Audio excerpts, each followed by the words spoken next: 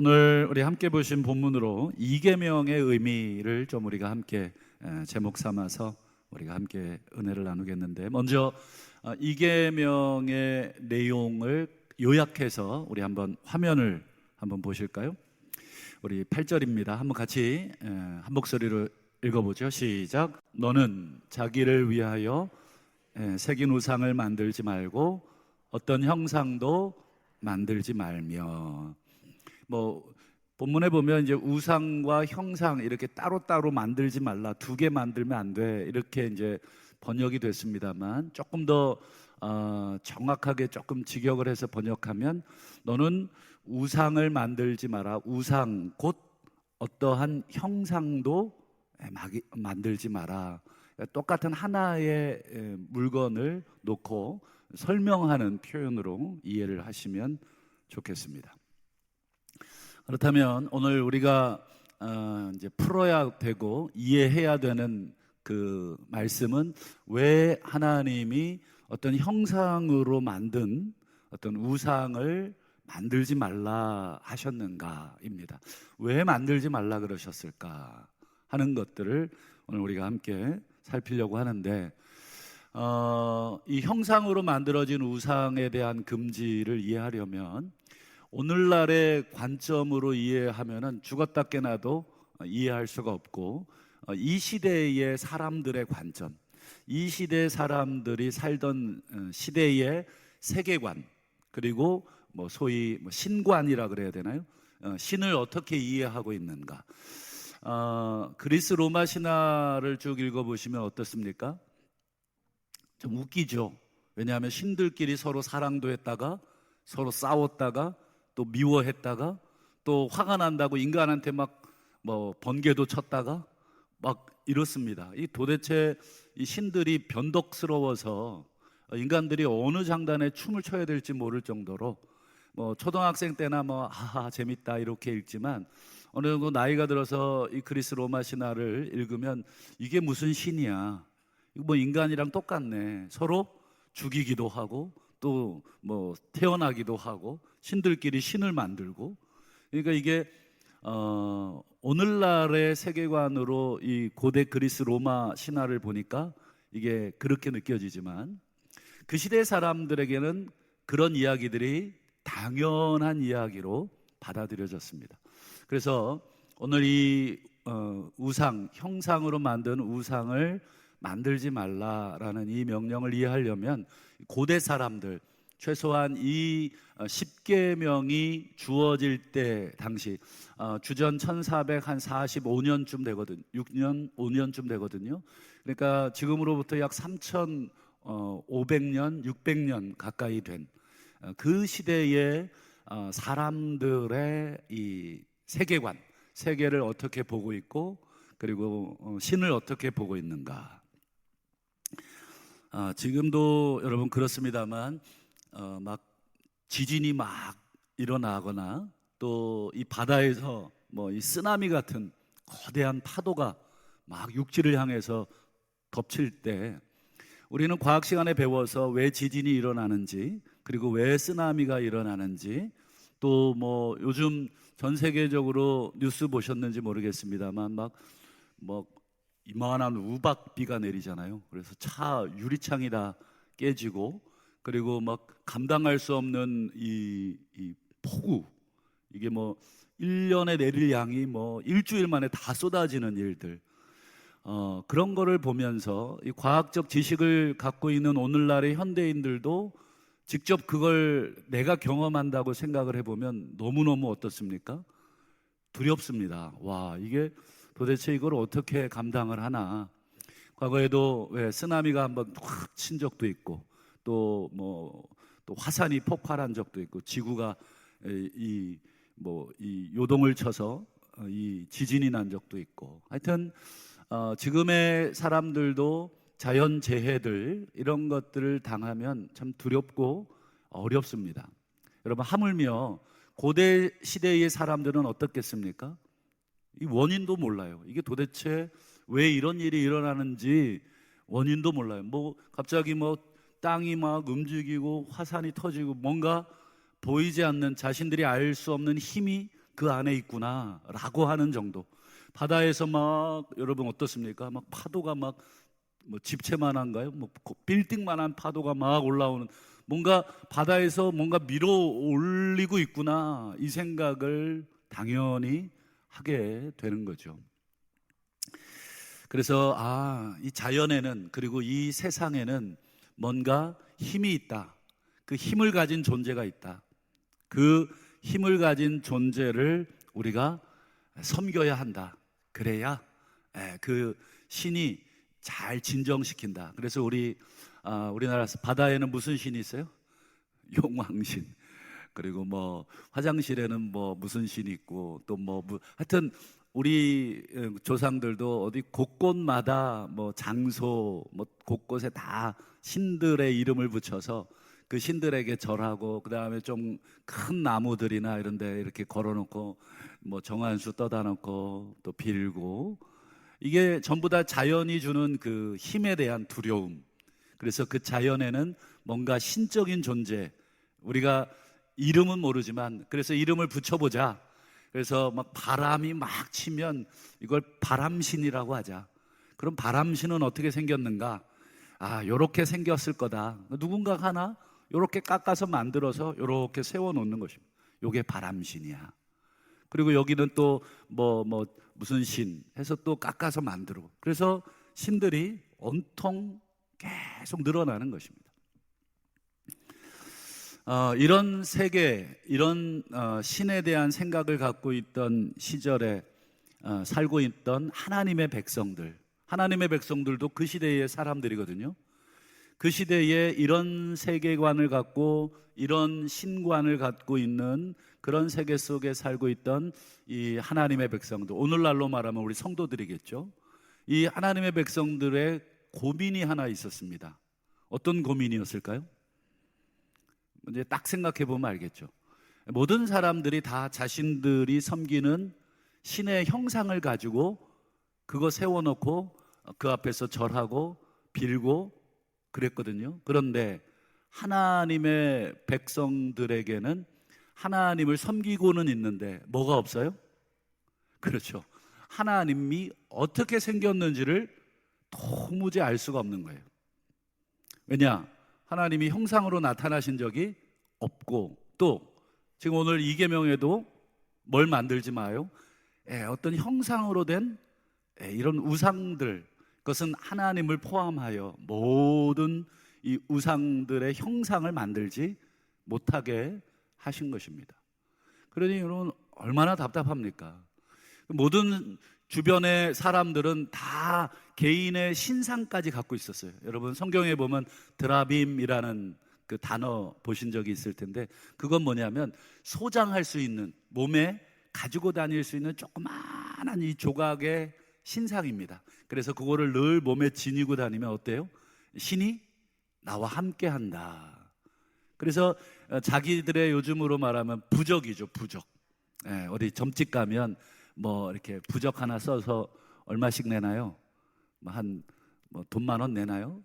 어쨌든 그 부적 하나 써가지고 몸에 착 붙이고, 바람기 많은 남편 베개 머리에다가 속옷 안쪽에다가 꿰매고 이런, 하여튼 희한한 그런 것들을 다 만들잖아요.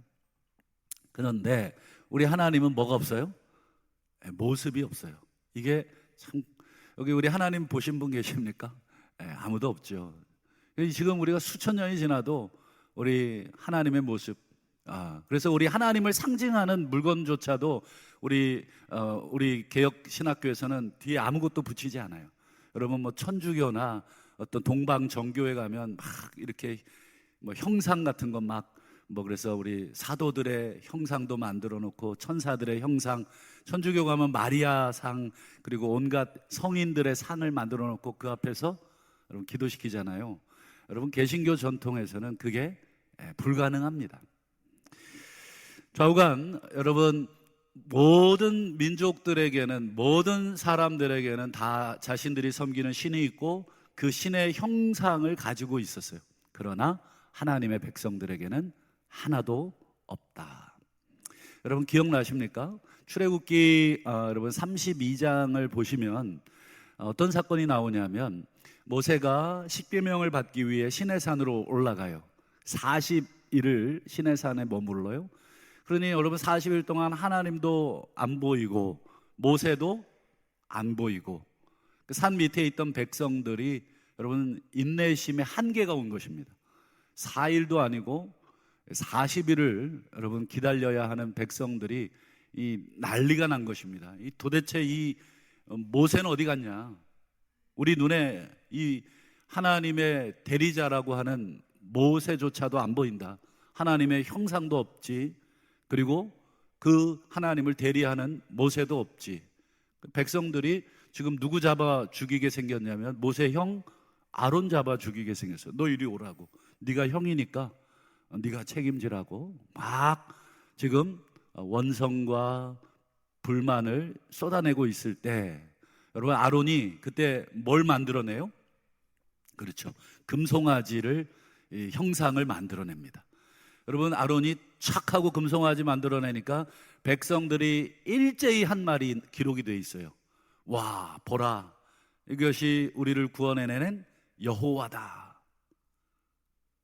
그동안 하나님의 모습을 도무지 이 상상 속에 가지고만 있었지 누구 하나 구체적으로 말할 수 없었는데 지금 이 모세의 형이니까 권위를 가지고 있고 그래서 그 사람이 만들어낸 송아지를 보더니 야 이게 하나님이구나 이렇게 된 것입니다. 여러분 왜 아론이 송아지 형상을 만들었을까 한번 생각해 보셨나요? 하필 수많은 것들 중에 왜 송아지였을까? 그건 이유가 있습니다. 여러분 이스라엘 백성은 출애굽하기 전에 애굽에서 살았잖아요. 애굽에서 몇 년 살았냐면 400년 살았어요. 400년. 조선왕조 500년의 버금가는 이 애굽 노예 왕조 400년을 살았어요. 그러니 노예로서의 그 문화 그리고 농사 짓고 건물 짓고 하는 그 노예의 삶 속에 그들이 본 애굽에서 가장 귀중한 것은 뭐냐면 이 농사 짓는 데 있어서 소입니다. 소. 지금도 여러분 지금은 트랙터가 뭐 쟁기질하고 또 하지만 요즘은 과거에는 어떻습니까? 다 소로 이렇게 밭을 갈기도 하고 논을 또 갈기도 했죠. 그러니까 소가 이 사람 10명, 20명의 몫을 해내니까 여러분 농사 지어야 먹고 살 수 있잖아요. 이 먹고 사는 문제가 인간에게 있어서는 가장 기본적이고 가장 소중하잖아요. 그 먹고 사는 데 있어서 뭐가 제일 필요하냐? 농사다. 농사 짓는데 뭐가 제일 중요하냐? 소다. 그래서 이 소는 애굽 사람들에게 힘과 권력을 상징해서 힘도 세죠. 또 권력도 주죠. 등등의 이 소는 그런 존재였습니다. 400년 동안 그런 소 보고 할아버지, 할머니, 자식, 손주, 그 손주의 손주 늘 보고 자란 게 소고 애굽 사람들이 소를 신으로 숭배하는 것도 보고 그래서 아론이 이 모세도 안 보이고 하나님도 안 보이는 이 상황에서 백성들은 흩어지게 생겼고 난리가 났잖아요. 그래서 뭘 만드는 거예요? 그렇죠. 애굽에서 본 힘과 권세, 먹을 것을 해결해 주는 그 존재, 이 소를 형상화해서 만든 것입니다. 그래서 백성들이 그 송아지를 보자마자 와, 우리 하나님이구나. 이것이 우리를 애굽에서 건져낸 신의 형상이구나 하고 그 송아지 앞에서 뛰놀고 먹고 마시고 그렇게 한 것입니다. 여러분, 하나님의 백성들조차도 자신들이 원하는 힘과 권세를 주는 모습을 즉 송아지를 이 하나님으로 형상화하여 만들어낸 것입니다. 이처럼 여러분 하나님을 믿는 백성이나 하나님을 믿지 않는 백성이나 우리 인간들은 전부 다 어떤 존재냐면 눈에 뭔가 보여야 되는 존재. 그래서 우리 백문이 불여일견이라고 여러분 100번 들어봤자 한 번 보여주는 것만 못하다. 그래서 여러분 눈으로 자꾸 확인해 보려고 하는 그런 우리 인간들의 속성. 그래서 보이지 않는 하나님, 형상이 없는 하나님조차도 지금 송아지의 형상으로 만들어냈죠. 그래서 여러분 이제 그 아론이 만든 그 송아지가 안타깝지만 이 잘못된 이 방식으로 그냥 자기가 과거에 애굽에서 본 걸 그대로 그냥 만들어낸 것 뿐인데 그게 하나의 뭐가 됐냐면 전통이 됩니다. 그래서 나중에 이스라엘 백성들이 왕조를 이룰 때 북쪽과 남쪽으로 여러분 분열이 되거든요. 그때 북이스라엘 왕조에서 뭐를 만들어냅니까? 그때도 송아지를 만들어내. 이게 하나님이라고. 이게 아론에서 온 것입니다. 그러니까 누군가 하나가 잘못 뭔가를 시작을 하면 그게 길이 된 것입니다. 많은 사람들이 그게 옳은지 그른지 판단하지 않아요. 야, 그때 그랬잖아. 그때 아론이 송아지 만들었잖아. 하나님은 이 송아지 형상이야. 자신들에게 힘을 줄 수 있고 자신들에게 권력을 줄 수 있는 이 송아지를 형상화해서 어찌됐건 우리가 하나님이라고 믿고 섬기면 되지 않냐. 하나님이 송아지가 되셨든 망아지가 되셨든 그게 뭔 상관이냐. 나에게 힘을 주면 그게 하나님이다. 그래서 여러분 하나님의 백성들조차도 자꾸 눈에 보이는 어떤 물건으로 하나님을 만들려고 하는 것입니다. 하지만 여러분 우리 성경을 보면 우리 성경은 하나님에 대해서 전혀 다르게 설명을 하고 있습니다. 한번 우리 신명기 앞에 4장 11절을 한번 보실까요? 신명기 4장 11절 우리 화면에 또 나와 있는데요. 한번 같이 한번 읽어보겠습니다. 시작. 너희가 가까이 나와서 산 아래에 서니 그 산에 불이 붙어 불길이 충천하고 네, 제가 일부러 번호를 좀 매겨놨어요. 1번, 2번. 여기 자세히 보시면 여러분이 문장 자체는 뭐 문법적으로는 전혀 이상이 없지만 뭔가 내용적으로 좀 이상합니다. 어떻게 이상한가요? 자, 1번과 2번이 서로 조화가 될 수 있느냐 이것입니다. 자, 1번을 먼저 볼까요? 자, 산에 불이 붙었어요. 그리고 불길이 어떻게 되어 있습니까? 충천합니다. 여러분 산에 불이 붙어서 온통 다 불바다예요. 그러면 주변이 밝겠습니까? 어둡겠습니까? 겁나게 밝죠. 엄청 밝죠. 지금 뭐 요 정도의 불빛도 여기가 이렇게 밝은데 막 불이 막 온통 막 엄청 밝은 산이 됩니다. 근데 2번 보세요. 자, 그런 엄청 밝은 가운데 뭐가 덮여 있어요? 어둠, 구름, 흑암이 덮여 있어요. 자, 여러분 1번과 2번의 이 두 개가 조화가 여러분 어떻습니까? 엄청 밝은데 갑자기 엄청 어두워요. 어둠, 구름, 흑암 이 삼중의 표현을 사용해서 어두움을 표현한 것이거든요. 밝음이 있고 흑암이 있고 이 두 개가 한 공간에 공존할 수 있습니까? 없지요. 여러분 빛이 있으면 어둠은 물러나게 돼 있어요. 약간 희미할 수는 있지만 여러분 빛과 어둠은 같이 공존할 수가 없는 거예요. 완전히 빛이 없으면 아무것도 안 보이지만 조금이라도 빛이 있으면 뭔가라도 보이게 되는 것이죠. 근데 완전한 밝음과 완전한 어두움이 지금 여호와께서 강림하시는 그 산 아래에 이렇게 함께 공존하고 있는 모습, 이런 가운데 하나님이 나타나셨어요. 여러분 이게 무슨 뜻일까요? 이거 완전히 밝음 가운데 나타나신 거예요? 아니면 완전한 어둠 가운데 나타나신 거예요? 이게 도대체 하나님을 우리가 이해할 수가 있습니까? 없습니까? 이해할 수가 없어요. 하나님이 어떻게 나타나시는지 그 나타나시는 지금 이 현상들만 봐도 하나님은 우리 인간의 이 작은 이성으로는 야, 하나님은 이런 분이야, 저런 분이야 다 이해할 수도 없는 것입니다.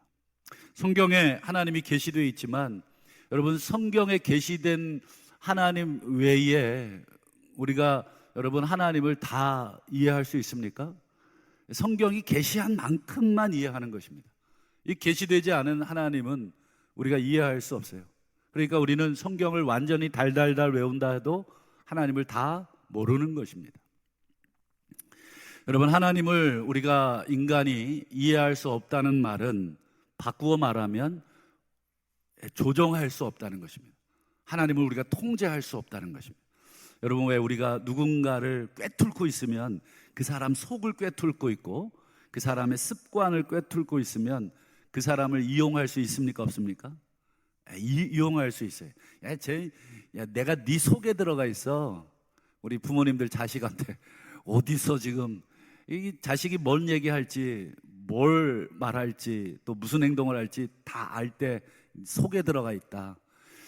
여러분, 여러분, 하나님을 이해할 수 없다는 것은 하나님을 대해서 전혀 아무것도 모른다는 뜻이 아니라 하나님을 내 마음대로 내가 조정할 수 없다는 것입니다. 하나님 이렇게 하면 기뻐하시겠지. 그렇게 해서 막 여러분 그리스 로마 신화에 나오는 신들처럼 막 요렇게 해주면 하나님이 하하호호 하고 우리에게 막 복을 막 이렇게 쏟아 주실 걸로 생각해서 막 요렇게 그냥 눈가림식으로만 요렇게 여러분 한번 해보십시오. 여러분, 하나님은 우리가 이렇게 조정할 수 있는 분이 아닙니다. 간혹 가다가 우리가 제가 이제 기도하는 거를 비하하는 거 아닙니다. 100일 기도하면 그냥 직방이야. 하나님 100일 기도 앞에서는 여러분, 물론 우리가 100일 기도한다는 그 마음가짐은 어떻습니까? 굉장히 좋은 마음이지만 여러분, 100일 기도한다고 하나님 조정할 수 있어요? 내가 원하는 일들을 100일 기도 후에 얻어낼 수 있나요? 여러분, 그렇게 해서 못 얻어내면 어떻게 하실 거예요? 하나님 안 계시구나 이렇게 막 손살에 칠 것입니까? 여러분, 100일 기도에서 만약에 원하는 걸 얻어냈다 그러잖아요. 그럼 다음에 문제 생길 때 또 뭐 하겠습니까?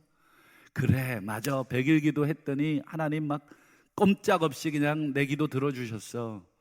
목사처럼 하나님 꼼짝마, 이런 식의 여러분 표현이 가능해지는 거예요.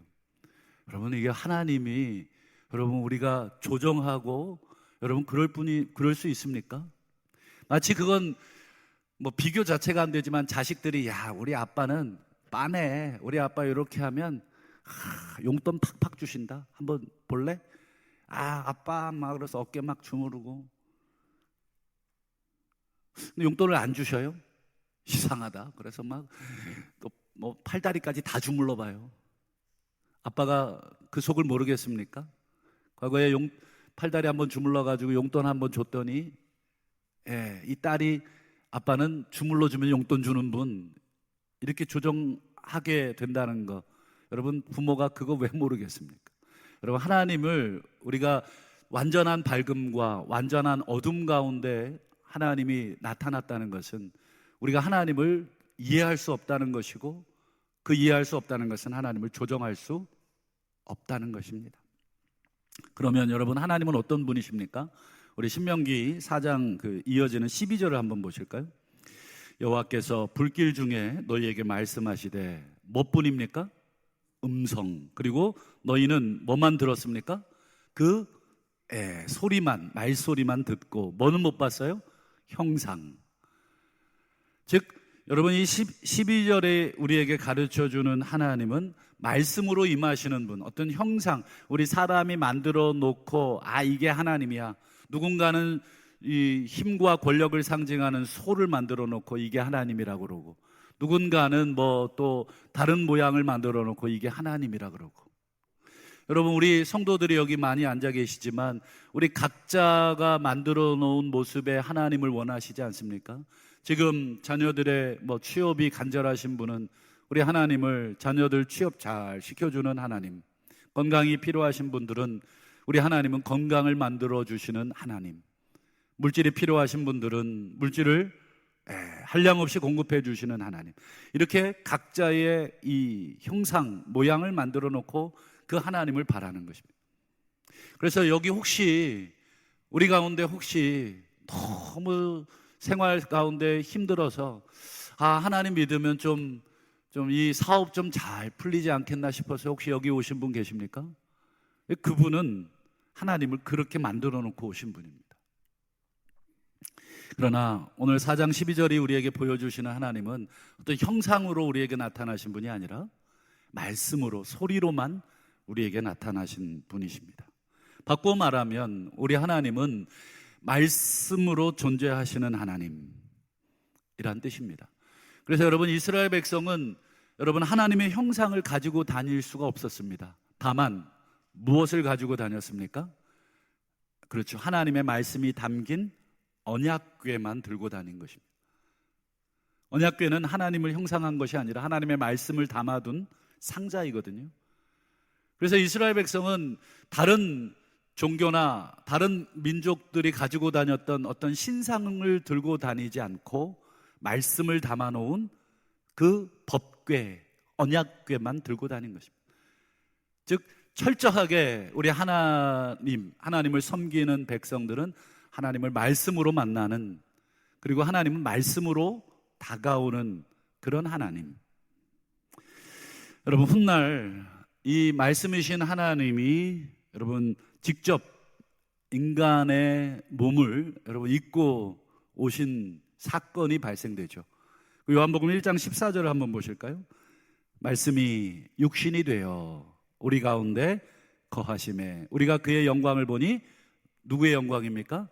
아버지의 독생자, 즉 성자 예수 그리스도가 인간의 몸으로, 말씀이신 하나님, 아까 신명기 4장 12절에 말씀, 목소리로 하나님의 백성들에게 말씀하시고 지시하시고 가르치셨던 그 하나님이 이제 육신을 입으신, 즉 인간의 몸을 입으신 사건이 발생하죠.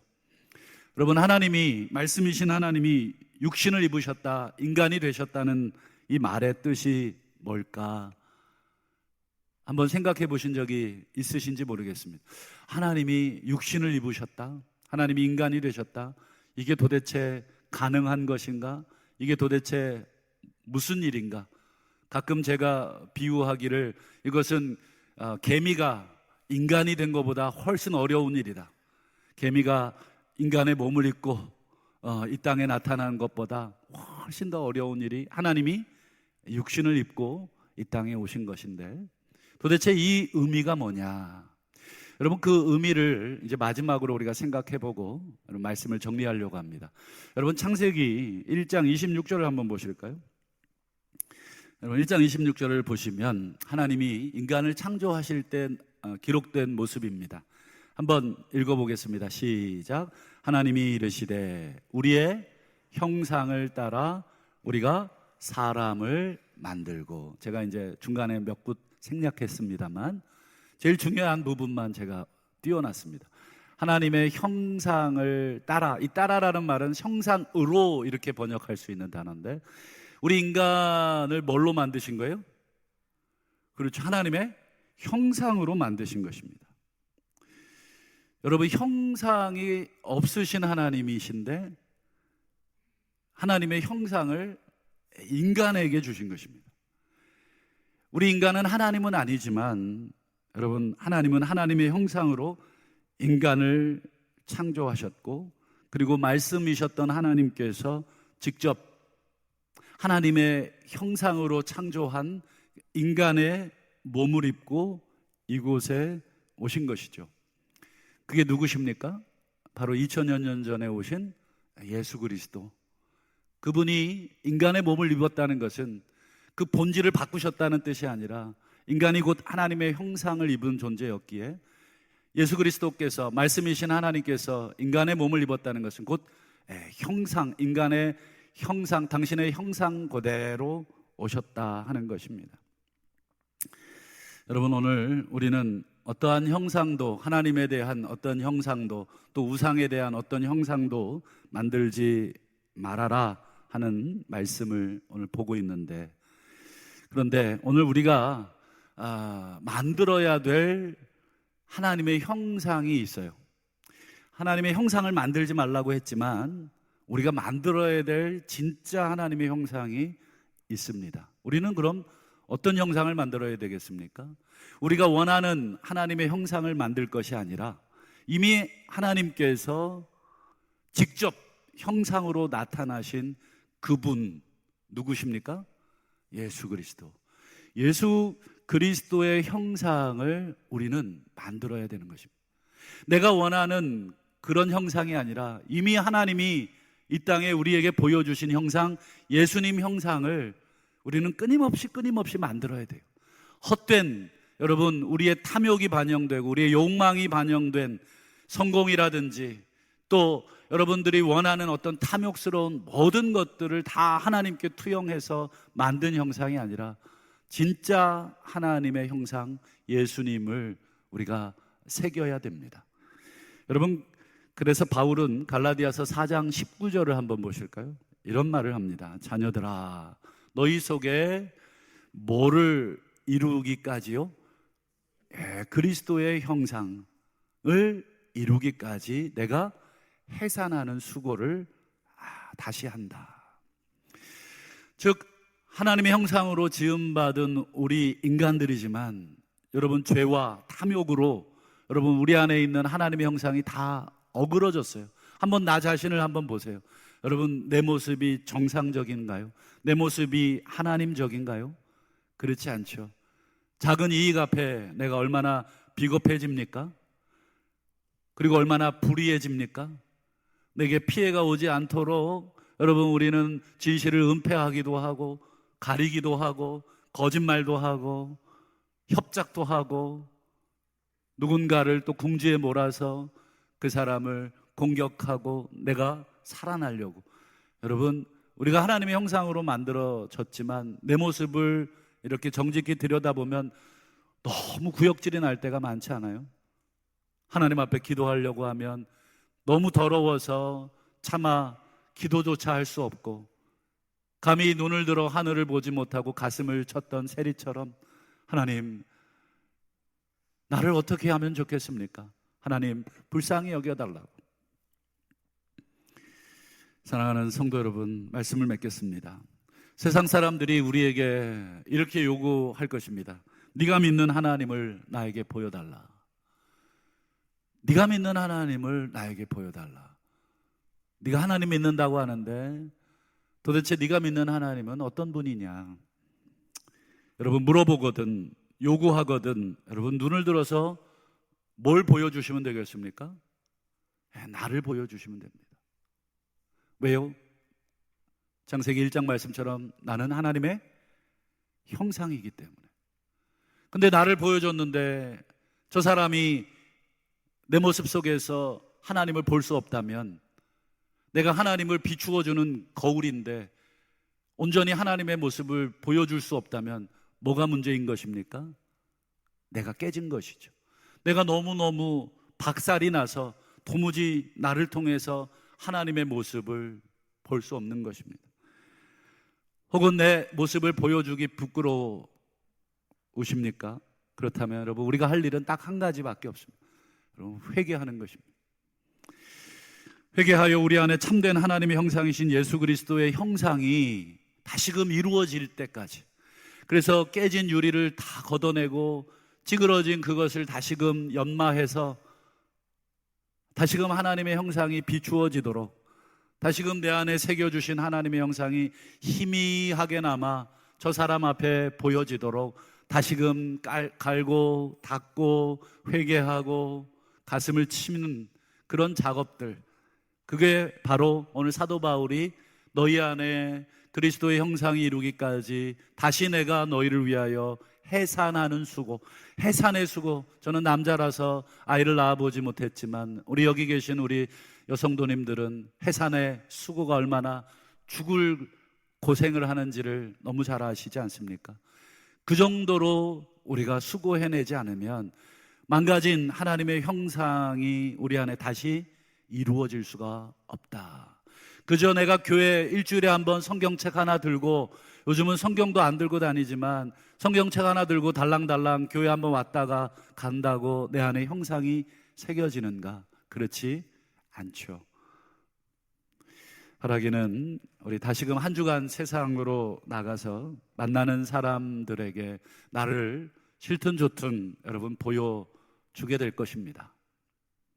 그래서 나를 통해서 그 사람이 내 안에 계신 하나님의 온전한 형상, 참된 형상이신 예수님을 볼 수 있다면, 그것은 우리 안에 부족하지만 예수의 형상이 조금씩 새겨지고 있구나. 그래서 사도 바울은 에베소서 5장에 너희는 빛의 자녀다, 빛의 자녀들처럼 살아라. 모든 빛의 열매는 착함과 선함과 의로움에 있다. 세상에 나가서 착하게 살아라. 세상에 나가서 의롭게 살고 세상에 나가서 진실하게 살아라. 그것이 하나님을 보여주는 진짜 하나님의 형상으로서, 우리가 만들어야 될 형상은 나를 위한 탐욕의 형상이 아니라 하나님의 형상을 내 안에 만들어 세상에 보여주는 것이다. 이 사실을 기억하시고 우리가 직장에서 또 삶의 곳곳에서 만나는 사람들마다 너를 보니 하나님이 보입니다.